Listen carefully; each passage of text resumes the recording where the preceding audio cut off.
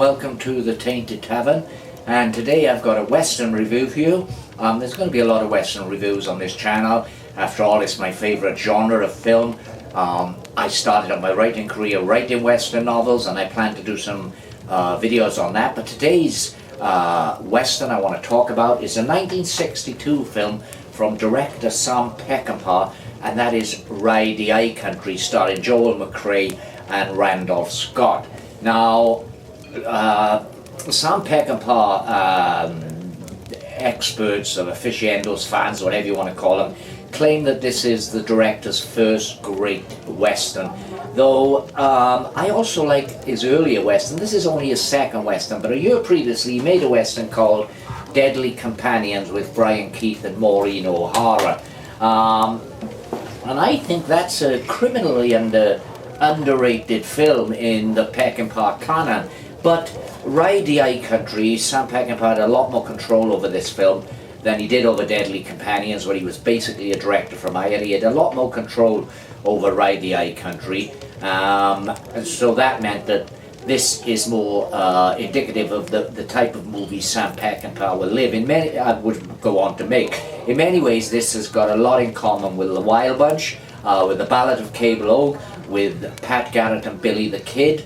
There's a lot in common with those movies because this also focuses on a dying way of life, the end of the West and the birth of modernity of the modern age. Now, I've made a lot of notes here while watching this film. I purchased this several years back. I've got a lot of Western movies in my DVD collection, and this was part of the Sam Peckinpah's The Legendary Western collection. There's 4 films in here. There's Pat Garrett and Billy the Kid, The Ballad of Cable Oak, and of course probably Peckinpah's most famous movie, and that is The Wild Bunch. So let's tell you a little bit about Ride the High Country, then we'll talk about the film itself. And I warn you, people who haven't seen this movie yet, there are going to be major spoilers in this review. And this film is older than me, so you can't expect me to keep secrets. There are going to be spoilers, so you have been warned. But what I will say is this is an exceptionally good Western and does deserve to be watched. And even if you watch my review first and you take in the spoilers, it's not going to spoil it for you. It's an expertly put together Western.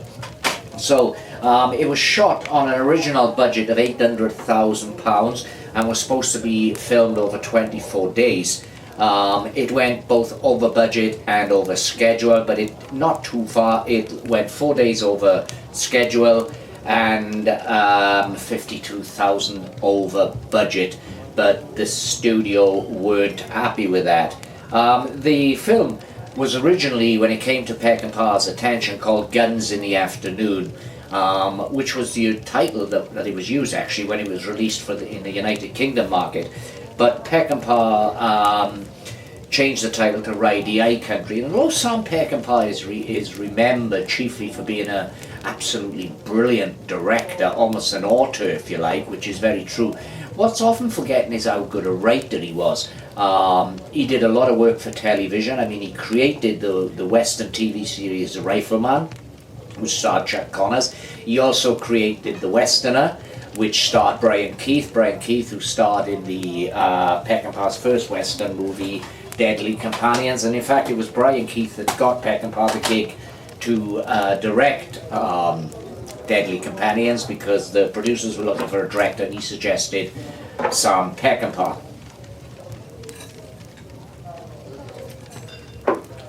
Now, it's a story of 2 aging lawmen. Joel McCrea plays Steve Judd, and Randolph Scott plays, Randolph Scott is Gil Westrom. Now, originally when the movie went into production, Randolph Scott was going to play the Joel McCrea role, and Joel McCrea was playing the Randolph Scott role, but they had a bit of a chat, a bit of a talk, and both men decided they'd prefer to play the other's role, which was quite good, really. And Randolph Scott was particularly interested in that because Scott had done a heck of a lot of westerns, as had Joel McCrea, mind. But Scott always played the square-jawed hero, and this time he fancied playing the more of the bad guy, so he became Gil Westrom, and Joel McCrea became Steve Judge. But both actors have been there from the very early days of the Western. So when they're cast here as two aging lawmen, aging characters, facing an uncertain future, facing the end of an era, the end of the West, it's inspired casting, and both actors give brilliant performances, but then Hollywood veterans such as them would give nothing less. This did actually turn out to be Randolph Scott's last movie, and it was also Joel McCrea's last movie for a very long time. Now the film starts with Joel McCrea's character, Steve Judd, riding into town to meet up with a banker who he's arranged a meeting because he's taken a job from him to travel up into mining country, collect the gold that has been mined, give the miners receipts, and bring the money back to the bank.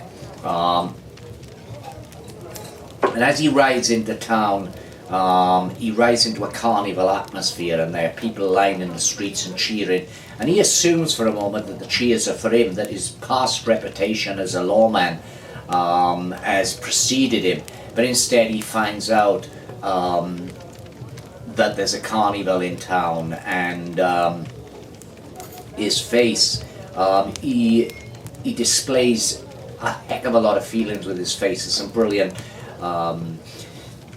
subtle acting here, where he's looking at this scene before him, a camel race down the street and so forth. He's looking at all this, and you can see in his eyes that he feels out of place in his own country, that he is a man whose country has passed him by. There's also one bit where he's almost run over by a motor car, and then a policeman in modern police uniform, or at least modern for the time, shouts at him, "Get off the road, old man, you're going to get killed."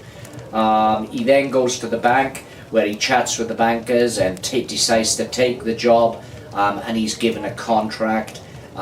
He asks if he can go into another room to read the contract, because he always does this in private. And this is a really clever little scene, because what happens is that when he goes into the other room, which is the bathroom, he pulls out a pair of reading glasses from his pocket and places them on in order to read the contract. So he's kind of self-conscious that he is aging, and the inevitability of aging is catching up with him. What you doing, Granny? Making myself a new pipe. Oh, I got something here you want to cotton to. That banker fella gave them to me. What's that? Winston cigarettes. Try one, Granny. They's first rate. You say they're really good. Best smoking you ever had.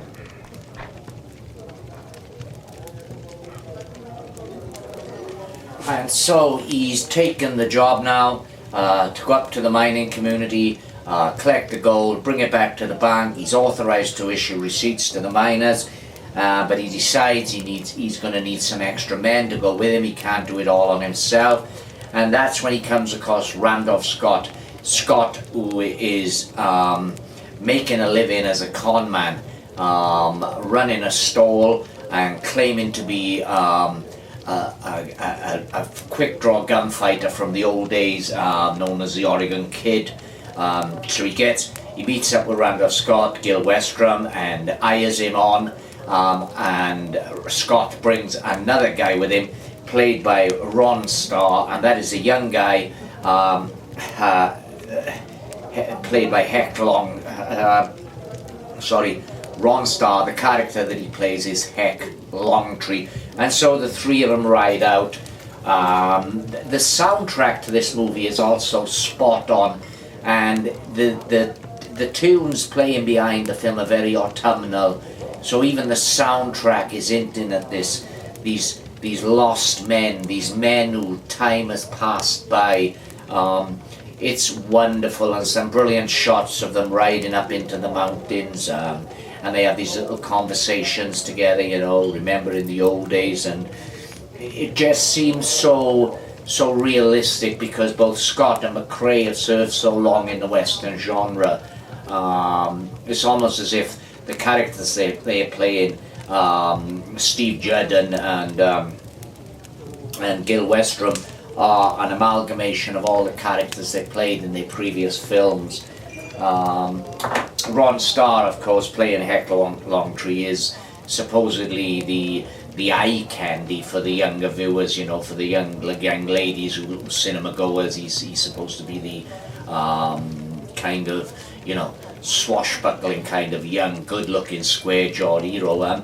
It's interesting that Ron Starr never, he's still alive now, and he did have an acting career. He appeared in several other films, but he never became a big name. Now they meet, they go into an homestead of a religious zealot, and there they meet his daughter, who is played Maria Hartley, who is playing Elsa. She wants to run off to leave her father and marry Billy Hammond, who is played by James Drury. Brilliant casting there by Sam Peckinpah, because the handsome James Drury really comes across as the rogue, the cowardly rogue that he's playing in this film. And of course one of his family, the Hammond family, are played by Warren Oates, very young Warren Oates, and Warren Oates is brilliant in his role, as well as one of the feuding Hammonds who will provide the main antagonists to Joel McCrea.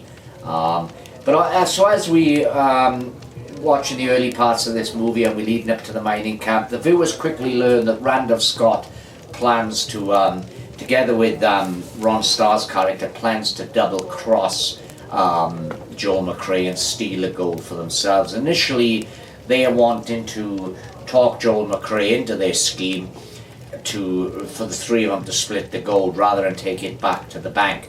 That's the basic premise that we're playing on at this point. So we get to the mining community. They've left the religious zealot's house, and they are quickly joined by Elsa, who has run off from her father in order to go to the mining community to meet up with Billy Hammond, who she's promised to marry. First of all, McCrea and Scott are reluctant for her to come along, but eventually they are persuaded to do so by Ron Starr's character. And so Elsa, who's a very beautiful actress, she's did many films after this, but she's a very beautiful actress, very freckly, so not what Hollywood of that period would have considered as, you know, mainstream beauty, but she's very beautiful anyway, and she also gives a really good performance.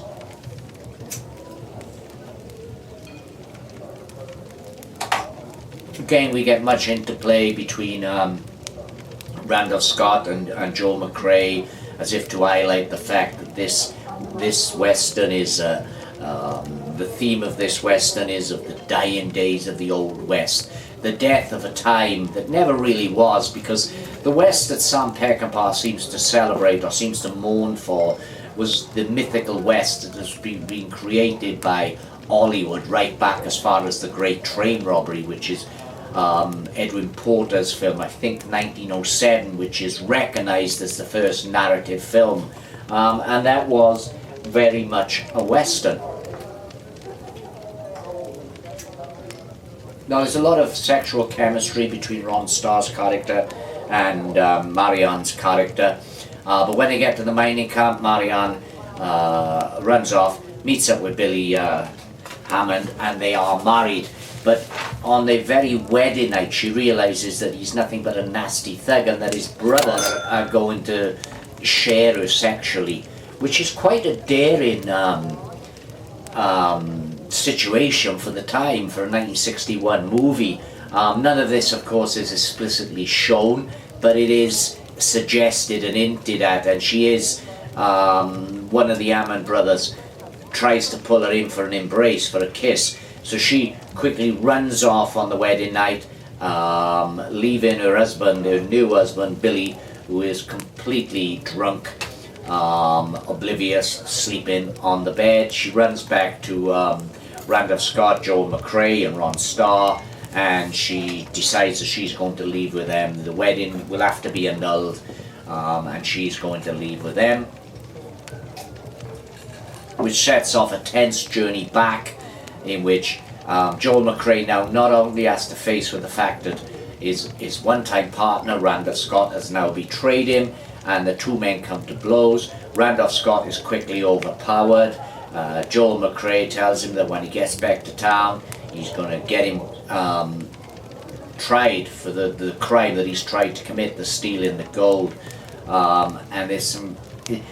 Joel McCrea's performances in this film is absolutely wonderful, because he realizes before Randolph Scott plays his cards and actually tries a betrayal, he's realized that Randolph Scott is going to try and betray him. And all this is conveyed to the viewer in his face.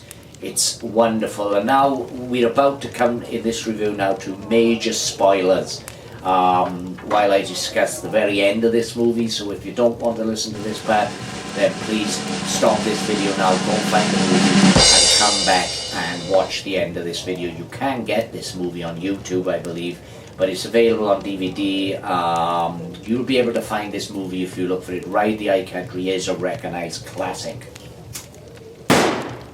Now, I mentioned previously that Sam Peckinpah has often overlooked what a good writer he was, because all of the stories about Sam Peckinpah and the books about him seems to concentrate mostly on his directing, and rightly so, because he was a brilliant director. But Ride the Eye Country is subdued for Sam Peckinpah. This is before he developed his style of slow motion bullet ballet. Characters getting blown apart, fitted with 5 million squibs all over their body. This doesn't happen here. But we cut at the end of the movie now. Peckinpah rewrote this script heavily, and at the end of the movie there was an inspired rewrite. Originally, Randolph Scott's character, the bad guy, was originally supposed to die. So this would be justice. He was going to come good at the end, help his partner Joel McCrea, which he does in the actual ending shot. He does realize the error of his ways. He manages to break away from Joel McCrea.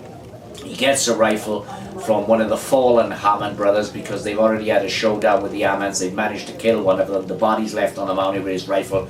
Randolph Scott escapes, grabs that rifle, and then comes back to help Joel McCrea. And then he was supposedly going to die in the final shootout with the Hammond brothers. He was going to get killed, so he would get justice in a way. But instead, Peckinpah, Joel McCrea, the good character, the man who was less concerned with the gold he was carrying and more concerned with his honour of doing the right thing, he had him die, and that is a very touching moment at the end of the film. So that's Ride the Eye Country by Sam Peckinpah. Hugely recommended movie. It's a Western classic. It will always be talked about. It's absolutely fantastic. And for anyone new to the Western genre and wanting to explore it, then you really need to see Ride the Eye Country. And then after that, check out all the earlier movies that both Randolph Scott and Joel McCrea made. So thank you for watching. Please click like and subscribe, and leave a comment below what you think of Ride the Eye Country, what you think of Westerns in general. And I'll see you here soon for more whiskey reviews, pipe tobacco reviews, Western reviews, book reviews, everything on the Tainted Tavern. So don't forget to subscribe and bash that bell to be notified next time I upload a video. Thanks for watching, cheers, bye bye, and yakida!